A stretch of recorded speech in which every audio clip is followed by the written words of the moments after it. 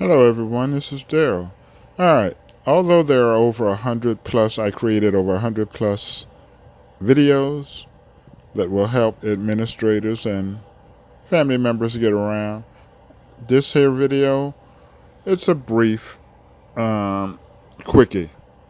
Alright, first of all, the family tree at the top is located at dephotoweb.com. I'll place that web address in the description slowly but surely. Now, if you're not already a member or you haven't logged in for the first time, so on and so forth, you go to the site and you're going to click request an invitation. When you request an invitation, you will include your name, your email address, relationship. Also, you need to give me some details how you related to an individual, so on and so forth. Often people will just leave their name, email address, and nothing else. And I don't know how they're linked or whatever. And for the most part, I don't accept the request. So if you send a request, an invitation, and I haven't responded, obviously, for the most part, you didn't include some information because I check every single day. So once you send it, I'll approve it, and then what will happen, it will ask you to create a username and password. Most likely that's your email address, and you create your own password. Once that is done, you should be able to log in. Now, there are two options as far as logging in. You can log in as a member. Basically, everyone who logs in for the first time, for the most part, will be as a member if I haven't already upgraded you to an administrator. Now, if you're an administrator, then you will be able to log in and then log in as an administrator. I'll show you how to do that in a few. I'm back. Now, here I'm logged in as an administrator.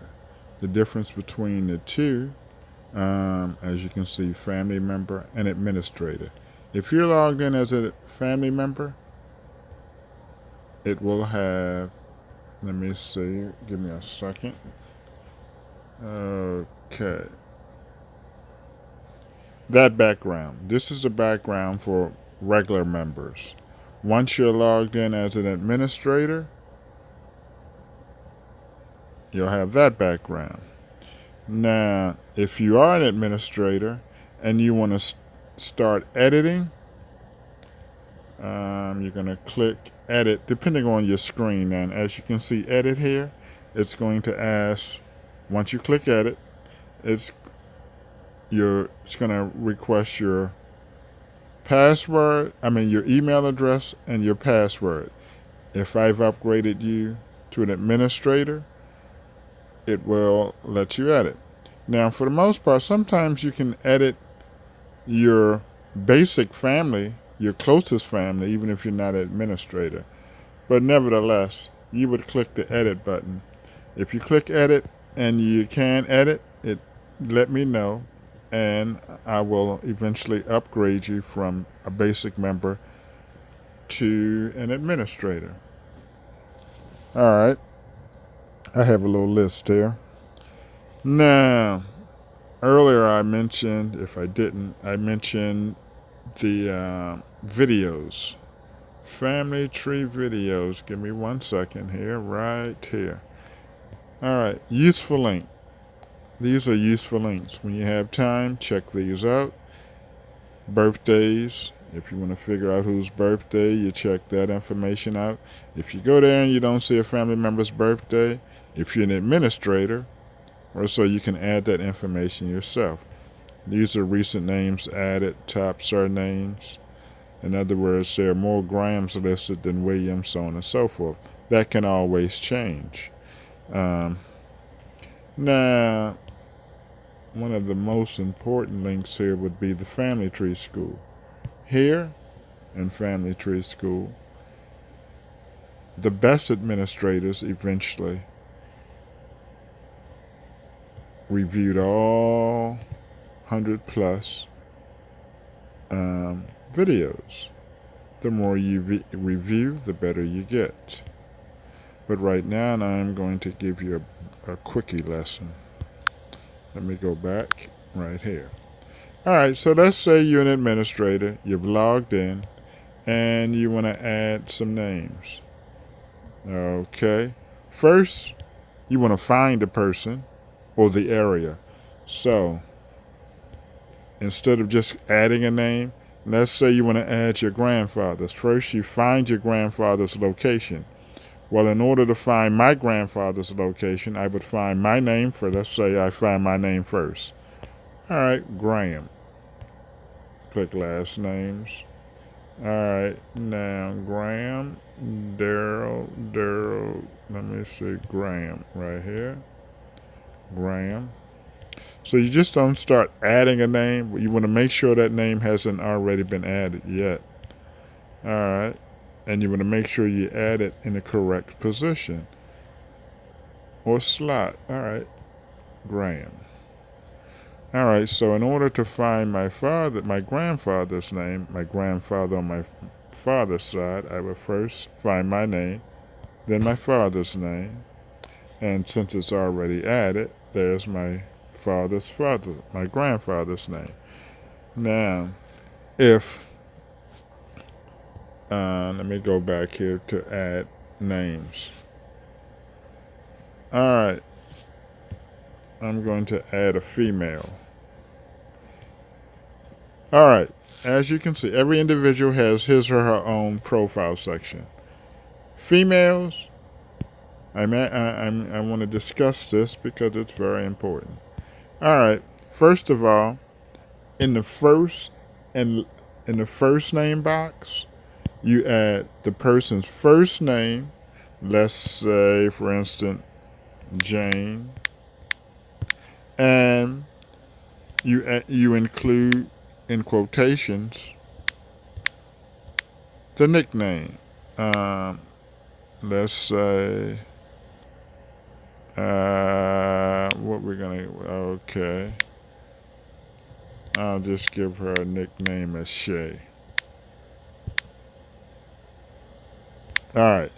Now that's the nickname. So if your grandfather's Howard, first name, and his nickname would be Doc, well, the Doc would be here within these parentheses. As far as females, the maiden name, you don't put the maiden name here at the last name as in hyphen, unless it's otherwise hyphen. You add the middle name here, not the maiden name here in the middle name section. So if this person's middle name is Alice and she had a maiden name of Green,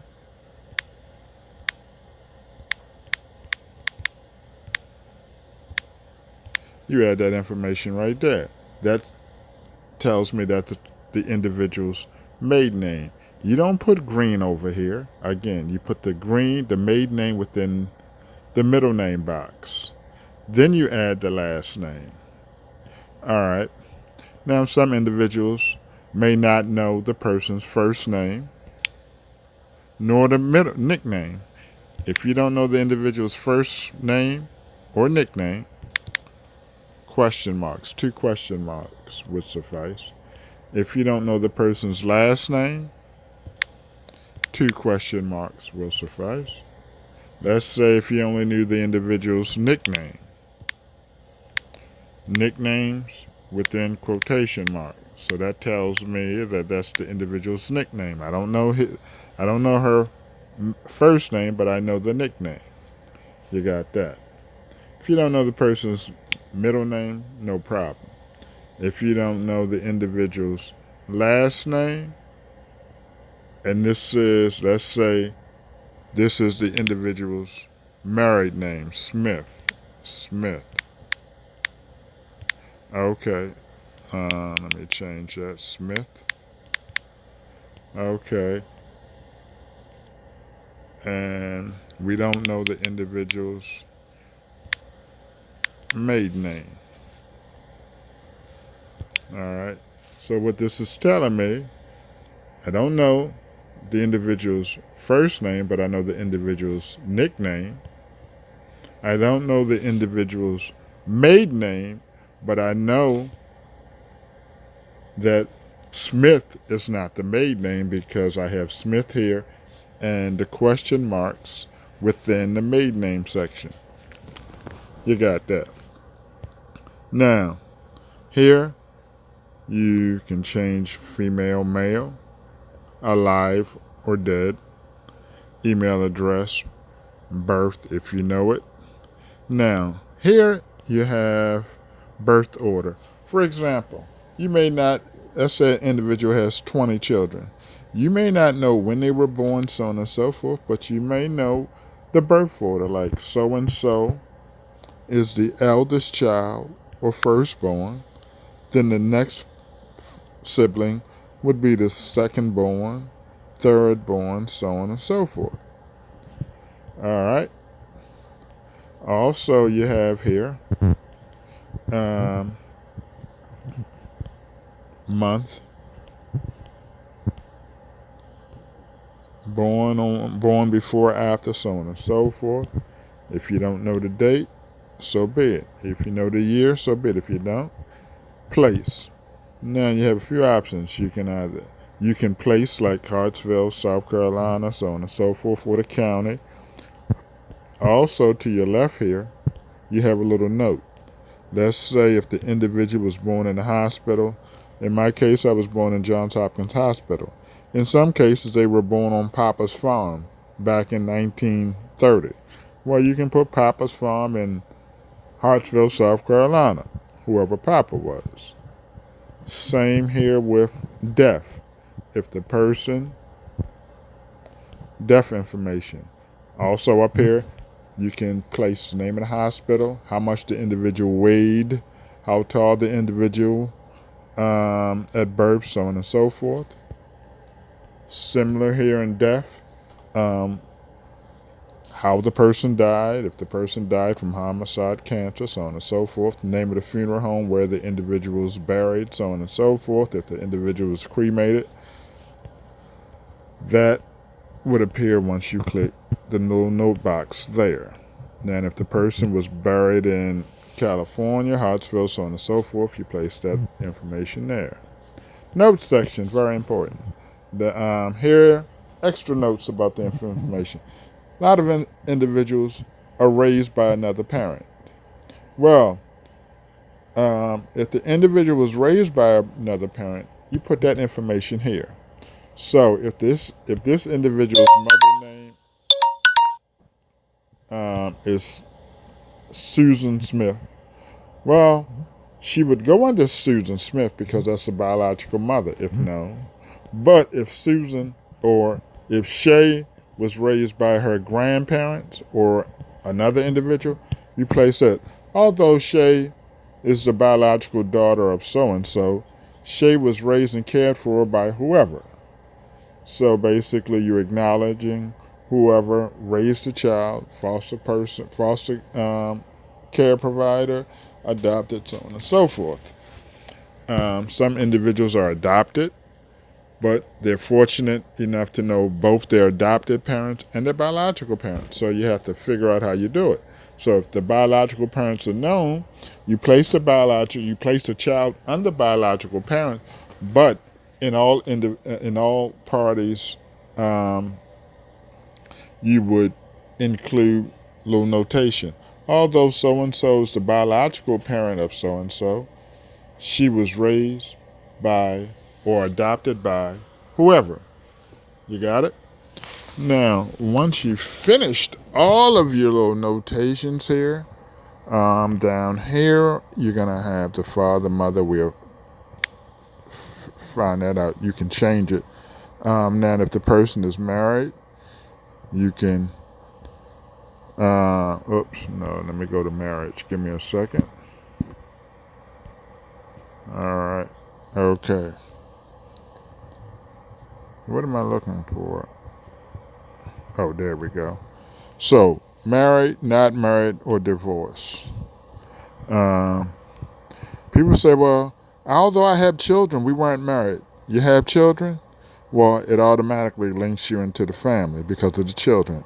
This is a real family tree. Now, once you've added all your information, you click Save, and so as you can see, I have that information.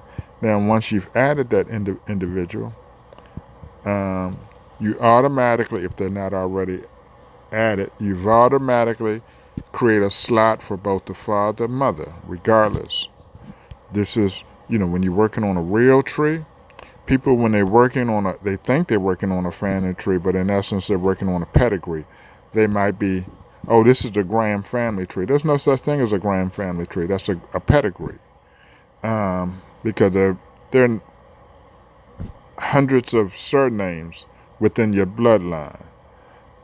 So when you hear something, oh, we doing a so-and-so family tree, unfortunately, he or she doesn't know what she's talking about. Again, now, if she were to say we're doing the Graham's pedigree, okay, so which Graham are we talking about? Are we talking about the grandfather, the great-grandfather? Okay, well, if you're doing a pedigree, you automatically exclude those who are not of that bloodline, the pedigree.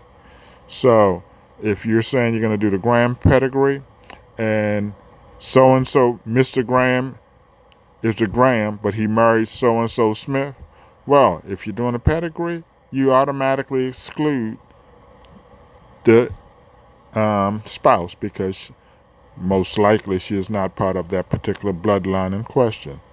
So this is where often people screw up when they're thinking they're working on a family tree, but in essence they're working on a pedigree.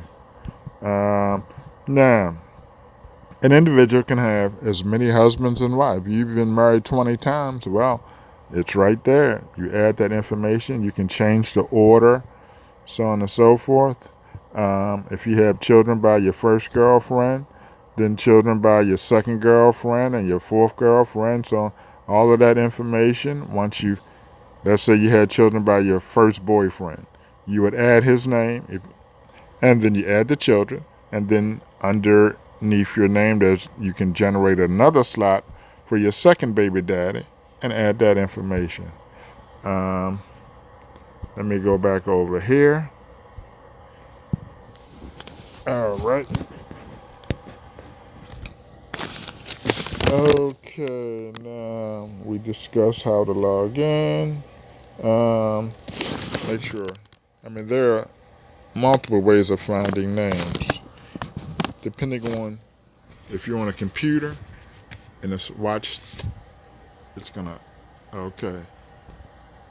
Now, if you're on a computer or you turn your phone sideways, depending on the view, you can type in, type in search. I'm going to type in Daryl, D-A-R-Y-L. All right, Daryl. Okay, now give me a second. Now, when I type in my name, first name, these are the options. Now, if my name was James, J-A-M, James, oops. And again, when you review all of those videos I created, it makes life a lot easier. Alright, so I find a name. If I want to review all the James, I click a little search, and these are all the James. Another option, let's say if I know the individual's last name. Okay, I can click people. It's under people. People, last names. Give me a second. This thing is very sensitive. Oh, okay, let me do that. Okay, I'm in people. Click last names. And I look for the last name. Let me see. No, I'll just use Newman. Alright. There's Newman. Click Newman. Bam. Click the name. Now, if you want to add a picture, first you need to know where it's located on your phone. As a rule of thumb, 1 picture per person. Well, what if you have 50 pictures you want to add of your grandparent, your grandmother? I tell people, collage them. For instance, give me a second. Media. Alright. Okay, photos. Let me do that. Alright, here's my latest collage. Now, here, I think this is me, one of my collages. This here is about 1,500 pictures, photos of me. Well, remember when I said 1 picture per person? That's correct. But when you collage, or what's the other, grid your photos, you can place a bunch of pictures within 1 photo. It's like cheating, but still it gets the job done. So if you want to add 5 pictures of your grandfather, well, first you place your grandfather's or your grandmother's pictures in a grid, and then you can upload that information, or that photo. Now, for those of you who don't have the DNA, let me go back to the home screen. I recommend that everyone gets the DNA. Not everyone's going to be eager because of, in some cases, those skeletons. But if you don't have a problem in getting your DNA, I recommend you start with Ancestry. Now, with my Ancestry, there are videos for it, but you can send me your email address if you don't have Ancestry, and I'll send you an invite, and you'll be able to view my Ancestry information. So that way you can have an idea of what happens when you get yours. Somewhere down the line, you're going to see colors. All right. Let me see. Type in my name. Daryl. All right. Graham. Now, if you see a color by an individual's name, as you can hear, down here, I change these periodically. Think of these colors as bloodlines. For instance, this person, people was, again, where is it at? But think of these individuals as a bloodline. Now, my color, what is my color? Did I have a color temporarily for my name? Okay. Now, that's me. So if an individual is related to me by blood and they are connected, then what happens, it will show. So let's say if I go to relatives, let me see this on my my father's mother's side. Okay. Now, if I click the white dot or white box, it will display how they're related. And some members are related by blood, but I haven't yet been able to figure out how. If you're familiar with Ancestry DNA, you may have a list of 15 to 20,000 family members, and no one knows exactly how he or she is related to every single individual. But you're related somehow or another. Sometimes your DNA matches may not show up on another family members. That's another video. For instance, my eldest sister and I, we have the same father but different mother. Now, some of my father's relatives are not on my sister's. Often when I ask I never say I'm not related to someone. In the past, I would say I'm not related to someone. I'm not going to tell you I'm not related to someone until I do the DNA. Well,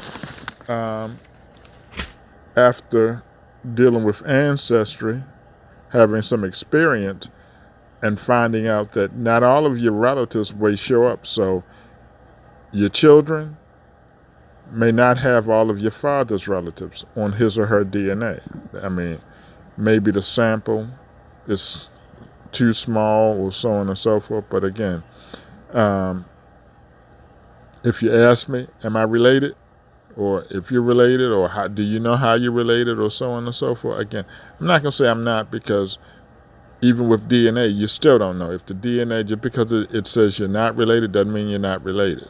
But nevertheless, I recommend you do the DNA. If you want to view my Ancestry DNA results, let me go over here. Give me a second. My Ancestry DNA results.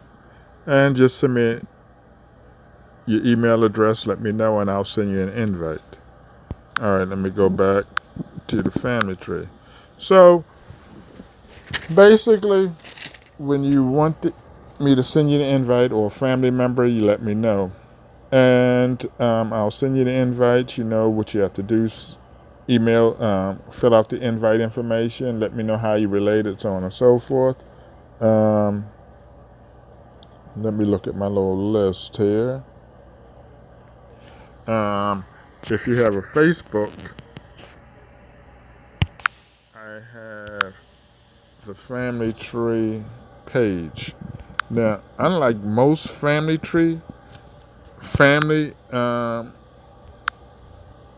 okay, give me 1 second. I don't want that. All right. Unlike most, get out of there. All right, let me do this. All right. Unlike most family groups, they will have the Smiths, the Greens, the whoever's. Well, that's, unfortunately, I have AZ. Why? AZ includes every single surname. So one surname is no better than the other. That's why it's AZ. Now, if I were to place Graham, that would be incorrect, because, again, Graham is not the only bloodline running through my veins. There are hundreds others. So that's why we have AZ. I try to discourage people from, making pages like that, because it's incorrect. They spend more time focusing on that one surname, which is ridiculous, because you have hundreds of surnames. So that's why, if you're not a member, request an invitation and I'll accept it, so on and so forth.